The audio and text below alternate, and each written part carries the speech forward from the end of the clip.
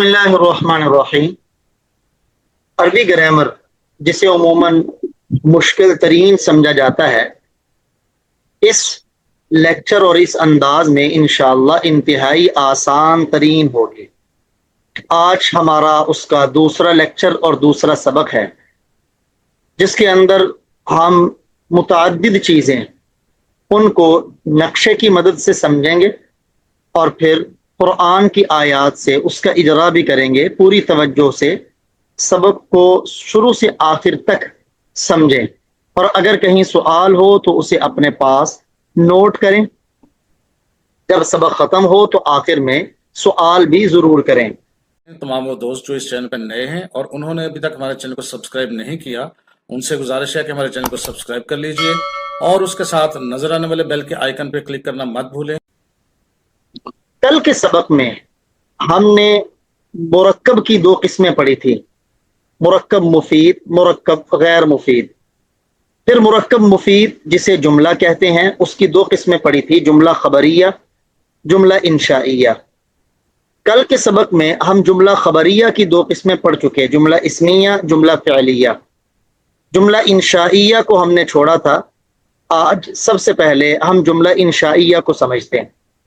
मैंने अर्ज किया था कि जो मुरक्कब मुफीद होता है, जिसे हम जुमला कहते हैं, तो ये वो होता है कि जिससे इंसान को फ़ायदा खबर का या तलब का हासिल हो। अगर खबर का फ़ायदा हासिल है तो वो जुमला खबरिया है। अगर तलब का फ़ायदा हासिल है, यानी किसी चीज़ का उसमें मुतालबा हुआ है या कोई चीज़ पूछी गई है, तो इसे जुमला इंशाइया कहते हैं। इसे दूसरे लफ्ज़ों में अरबी ग्रामर में यूं भी कहा जाता है कि जुमला खबरिया जिसके कहने वाले को सच्चा या झूठा कहा जा सके, क्योंकि खबर सच्ची भी हो सकती है, झूठी भी हो सकती है। अगर सच्ची हो तो कहने वाले को सच्चा, झूठी हो तो कहने वाले को झूठा। जबकि जुमला इंशाइया वो जुमला है जिसके कहने वाले को सच्चा या झूठा ना कहा जा सके। क्यों? क्योंकि इसके अंदर एक चीज पहले से नहीं है, उसको वजूद देना है, और जो चीज पहले से है ही नहीं और उसे वजूद दिया जा रहा है, उसके साथ सच या झूठ का ताल्लुक नहीं। अरबी ग्रामर में जुमला इंशाइया की 10 किस्में हैं, जिनको आप यहां समझेंगे। सबसे पहला है जुमला इंशाइया में अमर। यह भी जुमला इंशाइया की एक किस्म है, अमर, जिसमें किसी चीज का मुतालबा किया जाए, किसी चीज के करने का, कि ये करो, इसे कहते हैं अम्र। जैसे आप कहते हैं किसी को बैठ जाओ, तो ये अम्र है। अरबी में इसे कहते हैं इजलिस। आप कहते हैं खड़े हो जाओ, तो आपने उससे खड़े होने का मुतालबा किया, अरबी में इसे कहते हैं कुम। जैसे कुरान पाक में ये एक आयत, उअबुदुल्लाह, उअबुदू, तुम इबादत करो सब अल्लाह, अल्लाह की। अब यहां देखें, इबादत का मुतालबा किया गया है, तो आया कहने वाले को सच्चा या झूठा कहा जा सकता है? बिल यकीन नहीं, क्योंकि उसने खबर नहीं दी, बल्कि उसने ऑर्डर दिया है, अमर दिया है। फिर दूसरी किस्म जुमला इंशाइया की है नहीं। नहीं के अंदर किसी काम के ना करने का मुतालबा किया जाता है। अमर में किसी काम के करने का मुतालबा और नहीं में किसी काम के ना करने का मुतालबा। जैसे आप किसी को कहते हो मत बैठो, ला तजलिस, मत जाओ, ला तज़हब, मत सो, ला तनम। इसी तरह कुरान में वला तुशरिकू, अल्लाह की इबादत करो और शिरक ना करो। अब यहां देखें, शिरक ना करने का मुतालबा किया गया है, इसे कहते हैं नहीं। तो अमर भी जुमला इंशाइया होगा। इसकी तरकीब में यूं करते हैं, उअबुदू फ़िअल अम्र, वाओ ज़मीर फ़ाइल, अल्लाह मफ़ऊल बिही। फ़िअल अपने फ़ाइल मफ़ऊल बिही से मिलकर जुमला फ़िअलिया इंशाइया। ऐसे ही आगे नहीं की भी तरकीब करते हैं। जुमला इंशाइया की तीसरी किस्म है इस्तिफ़हाम। इस्तिफ़हाम जिसमें फ़हम का मुतालबा होता है, सवाल किया जाता है। किसी चीज को समझने के लिए دوسرے سے سوال ہوتا ہے یا اس کا امتحان لینے کے لیے سوال ہوتا ہے، جہاں بھی سوال کا انداز ہو وہ استفہام ہے اور جملہ انشائیہ ہے. جیسے قرآن میں ہے حل انتم تعقلون، کیا تم سمجھتے ہو. اب یہاں دیکھیں مطالبہ ہوا ہے، کیا تمہیں سمجھ ہے؟ تو اس کے کہنے والے کو نہ سچا کہا جا سکتا ہے نہ جھوٹا، کیونکہ اس نے تو کسی چیز کے بارے میں دریافت کیا ہے. کیا تم نے کھانا کھا لیا؟ حل اکلت الطعام، کیا تم نے پانی پی لیا؟ حل شربت، یہ سارے استفہام ہے. جملہ انشائیہ کی چوتھی قسم ہے تمنی. تمنی آرزو کو کہتے ہیں، تمنا کرنے کو کہتے ہیں، خواہش کرنے کو کہتے ہیں. اس کے لیے عربی میں لفظ آتا ہے لیتا، یہ جو درمیان میں لیتا ہے، اس کے شروع میں یا لگا ہے حرف ندا، نی یا ضمیر لگی ہے، اے کاش میں، یا کا معنی اے، لیتا کاش، نی میں، کنتو میں ہو جاتا، ترابا مٹی، تراب مٹی کو کہتے ہیں. میدان محشر میں کافر یہ تمنا کریں گے، تو تمنا کا معنی آرزو. اب یہ جو تمنا ہے ایسی چیز کی بھی کی جا سکتی ہے جس کا ہونا ممکن ہو، اور ایسی چیز کی بھی کی جا سکتی ہے جس کا ہونا ممکن نہ ہو. جیسے کافروں کی یہ تمنا کاش کہ میں مٹی ہو جاؤں، اس کا ہونا ممکن نہیں. تو یہ بھی جملہ انشائیہ ہے، اس میں آرزو پائی جاتی ہے. جملہ انشائیہ کی پانچویں قسم ہے ترجی. ترجی رجا سے ہے، امید کرنا. جیسے اس کے لیے عربی گرامر میں لفظ آتا ہے لعل، لعل شاید. لیکن قرآن پاک میں جب اللہ لعل استعمال کرتے ہیں تو یہ شاید کے معنی میں نہیں ہوتا، یہ تاکہ کے معنی میں ہوتا ہے، کیونکہ اللہ کے کلام میں امید نہیں یقین ہے. ہمارا کلام قرآن کے علاوہ اگر کہیں اور لعل استعمال ہوگا تو امید کے لیے استعمال ہوگا کہ کسی چیز کی امید کی جا رہی، اور امید اسی چیز کی ہوتی ہے جس چیز کا ہونا ممکن ہو. لیکن قرآن میں جب اللہ لعل فرماتے ہیں تو یہ امید کے لیے نہیں بلکہ تاکہ سبب کو بیان کرتا ہے. جملہ انشائیہ کی چھٹی قسم وہ ہے عقود. عقود عقد کی جمع ہے. عقد عربی میں معاملے کو کہتے ہیں. کسی بھی معاملے کو ثابت کرنے کے لیے جو الفاظ بولے جائیں، کسی بھی معاملے کو مکمل کرنے کے لیے جو الفاظ بولے جائیں انہیں عقود کہتے ہیں. جیسے خرید و فروخت کے وقت بیچنے والا کہے میں نے بیچا، خریدنے والا کہے میں نے خریدا، یہ انشاء ہے. بیچنے کا پہلے وجود نہیں تھا، اس کے کہنے سے وجود ملا. انشاء اسی کو کہتے ہیں جس کا پہلے سے وجود نہ ہو بعد میں آئے. اور خریدنے والے نے جب کہا نا میں نے خریدا، اشتریت، گویا اس نے خریدنے کو وجود دیا. یہ جب معاملے کے دوران یہ لفظ بولے جائیں گے تو پھر عقود ہوں گے اور انشاء ہوں گے. اگر معاملے کے بعد کوئی بندہ کسی کو بتاتا ہے کہ میں نے گاڑی خرید لی تو یہ اب عقد نہیں ہے بلکہ جملہ فعلیہ خبریہ ہے، کیونکہ خبر دی جا رہی ہے. اسی طرح نکاح کے دوران خاوند کا یہ کہنا میں نے قبول کیا، پہلے اس چیز کا وجود نہیں، اس کے کہنے سے وجود ملا ہے، یہ بھی عقد ہی ہے. جملہ انشائیہ کی ساتویں قسم ہے ندا. ندا کا معنی ہوتا ہے کسی کو حرف ندا کے ذریعے بلانا، پکارنا. جیسے حروف ندا میں ایک یا ہے، آپ کہیں یا اللہ، اے اللہ. اب گویا کہ آپ نے اللہ کو پکارا ہے، کسی چیز کی خبر نہیں دی. جیسے قرآن میں آتا نا یا یحییٰ خذ الکتاب، اے یحییٰ، تو یحییٰ کے اوپر یا حرف ندا داخل ہے. آٹھویں قسم جملہ انشائیہ کی وہ ہے عرض. عرض کا لفظ آپ کے ہاں جانا پہچانا ہے، کیونکہ درخواست لکھنے کے بعد ہم سب نے العارض نیچے لکھا ہوا ہے. عارض کا معنی درخواست کرنے والا، یعنی کسی سے کسی کام کا نرمی کے ساتھ مطالبہ کرنا. امر کے اندر آرڈر ہوتا ہے، عرض کے اندر درخواست ہوتی ہے. مطالبہ اس میں بھی ہوتا ہے لیکن نرمی کے ساتھ.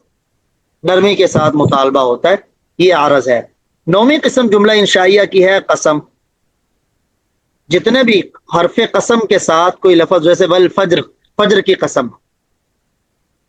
ایسے ہی قرآن میں دیگر قسمیں، والضحیٰ، چاشت کی قسم، واللیل اذا سجا، رات کی قسم، تو یہ بھی جملہ انشائیہ ہے۔ 10ویں قسم ہے تعجب، کسی بھی چیز پر حیرانگی کا اظہار کرنا، تعجب کا اظہار کرنا، یہ بھی اسے بندہ وجود دیتا ہے۔ جیسے بلڈنگ اونچی دیکھیے گا، ماشاء اللہ، یہ بطور تعجب کے انسان کی زبان سے نکلتا ہے۔ بس اوقات اچھی چیز دیکھیے گا، سبحان اللہ، یہ بھی تعجب کی جگہ پہ بولا گیا، یعنی حیرانگی کے وقت جو بھی لفظ زبان سے نکلتا ہے اسے تعجب کہتے ہیں۔ وہ الگ بات ہے، عربی گرامر میں 2 طرح کے وزن آتے تعجب کے لیے، ما افعلہ، افعل بھی، یہاں جیسے دیکھیں قرآن میں آتا ہے اسمع بہم، ان کا سننا کتنا ہائی ہے، تعجب ہے، یہ قرآن پاک کی آیت کے الفاظ ہیں۔ تو جملہ انشائیہ، وہ جملہ جس کے کہنے والے کو سچا یا جھوٹا نہ کہا جا سکے، یا وہ جملہ جس میں طلب معلوم ہو، اس کی 10 قسم یہ آپ کے سامنے مذکور ہوئی، امید کروں گا سمجھ چکے ہوں گے۔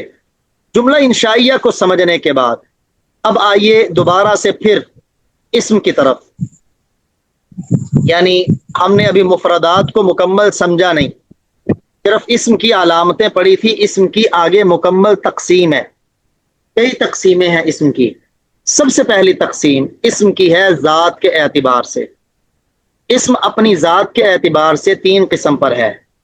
نمبر 1 مصدر، نمبر 2 مشتق، نمبر 3 جامد۔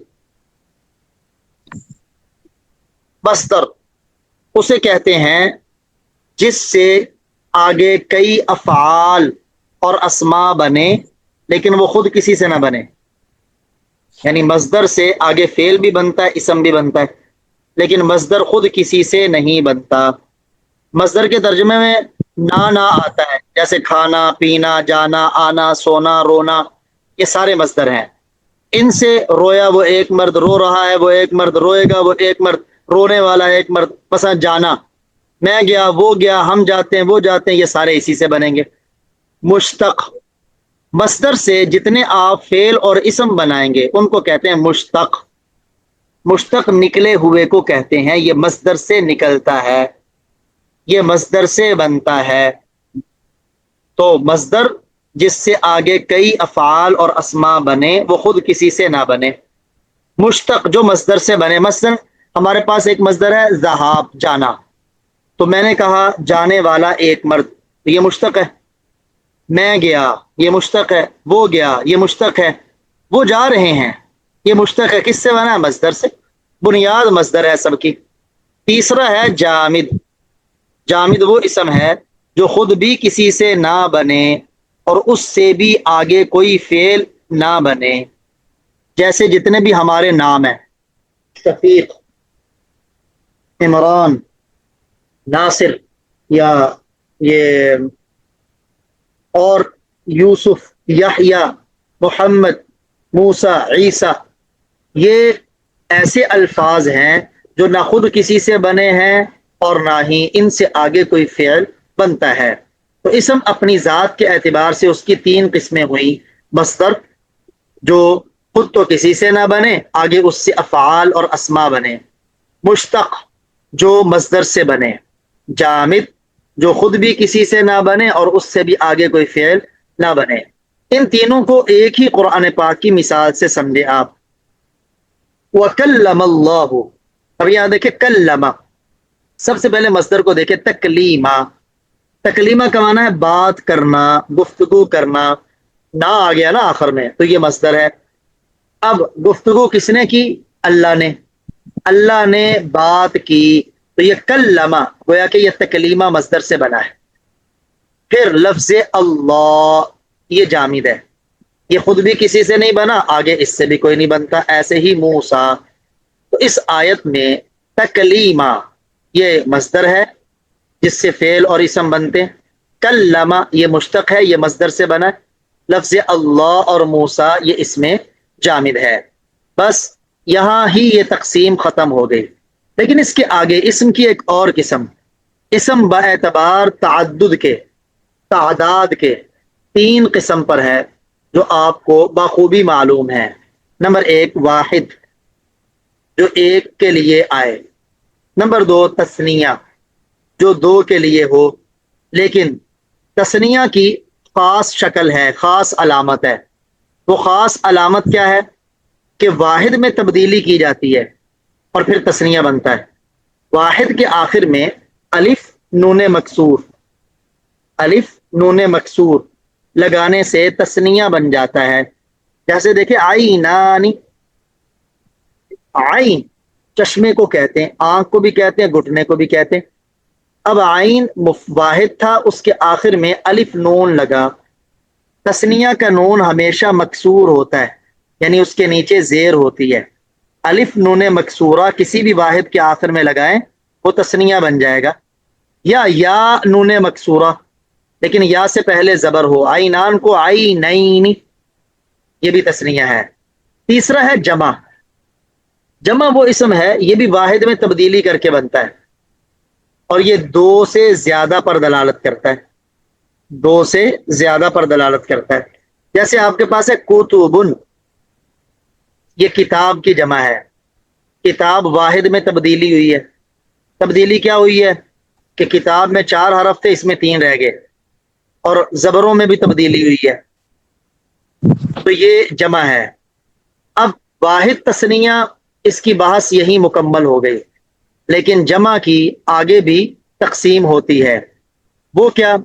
سب سے پہلے جمع اپنے لفظوں کے اعتبار سے، جمع اپنے لفظ کے اعتبار سے 2 قسم پر ہے.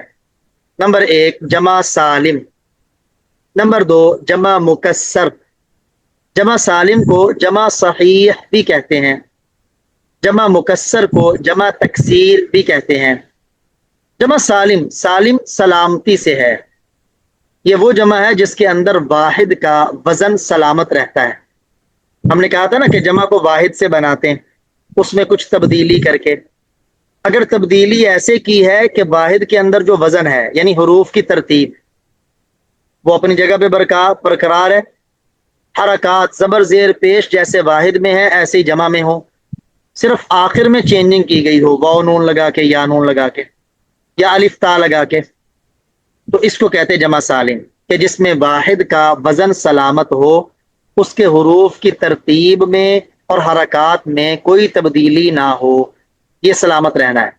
جمع مکسر، جس میں واحد کا وزن سلامت نہ رہے، یعنی واحد کے حروف کی ترتیب بدل جائے یا حرکات و سکنات میں کوئی تبدیلی آ جائے.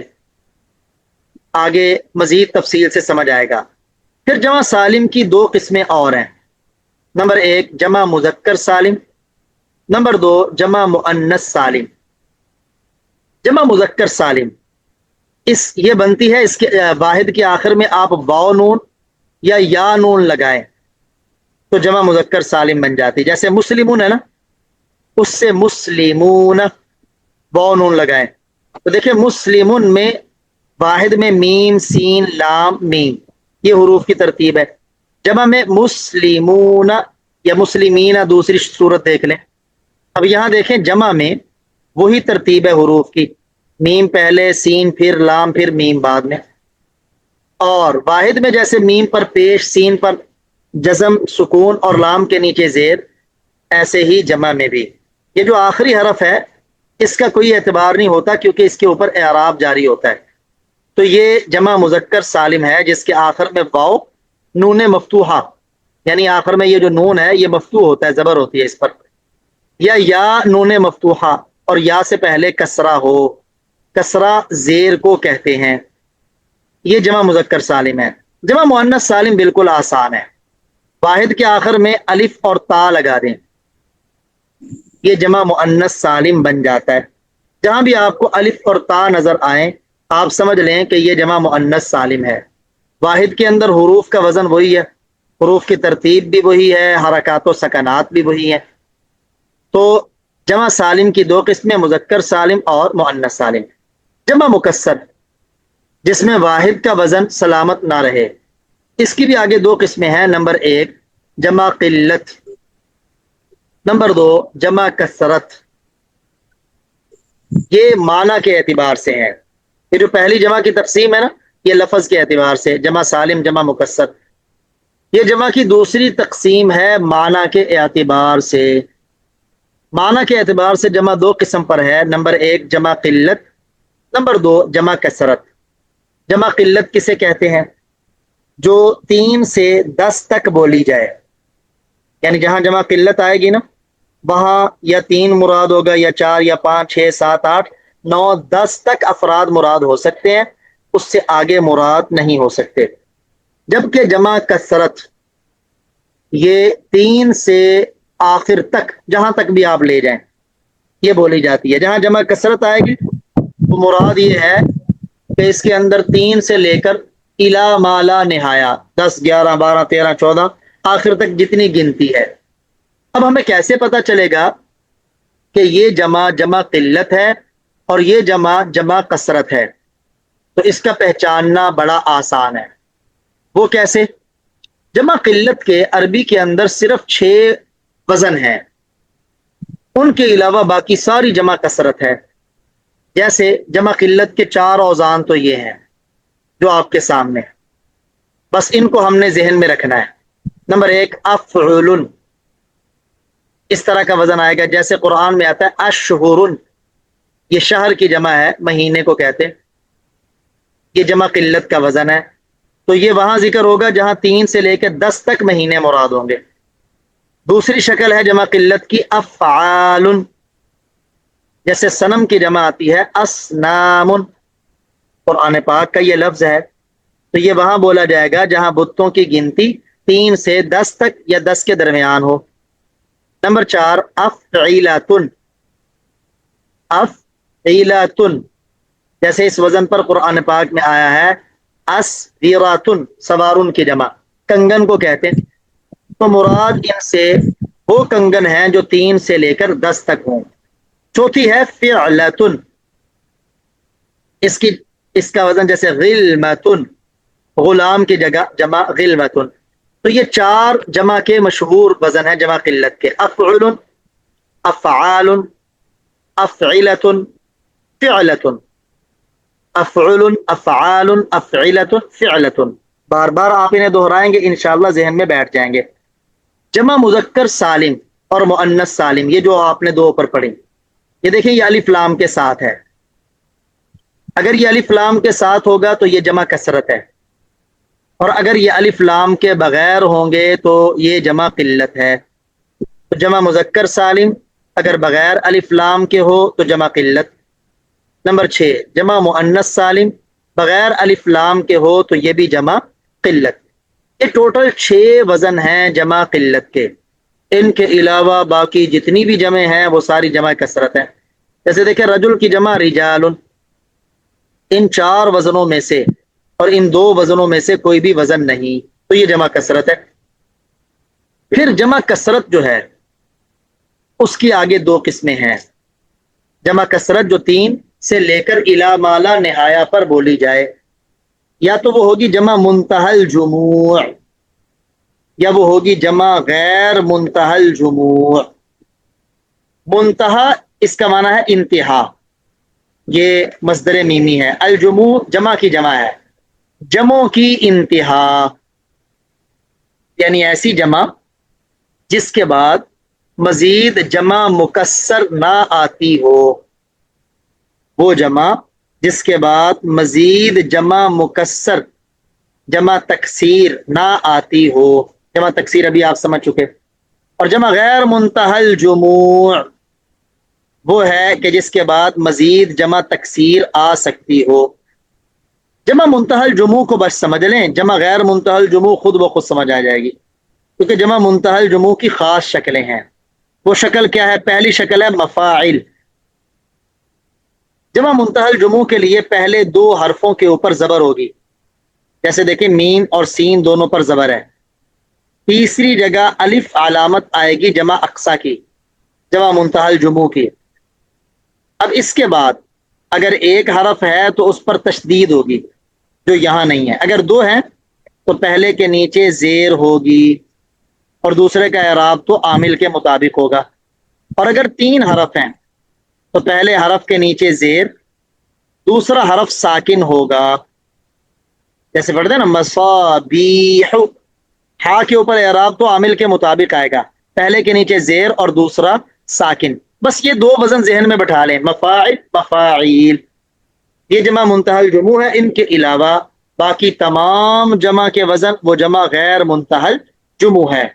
میں امید کروں گا سمجھ آ چکا ہوگا. ایک مرتبہ خلاصہ آج کے سبق کا دہرا رہا ہوں، پوری توجہ سے اسے ذہن نشین کیجیے گا. سب سے پہلے ہم نے پچھلے سبق میں جملہ کی دو قسمیں پڑھی، جملہ خبریہ، جملہ انشائیہ. جملہ انشائیہ جس کے کہنے والے کو سچا یا جھوٹا نہ کہا جا سکے، جس میں کسی چیز کا مطالبہ ہو. اس کی ٹوٹل 10 قسمیں ہیں. امر، جس میں کسی کام کے کرنے کا مطالبہ. نہیں، جس میں کسی کام کے نہ کرنے کا مطالبہ.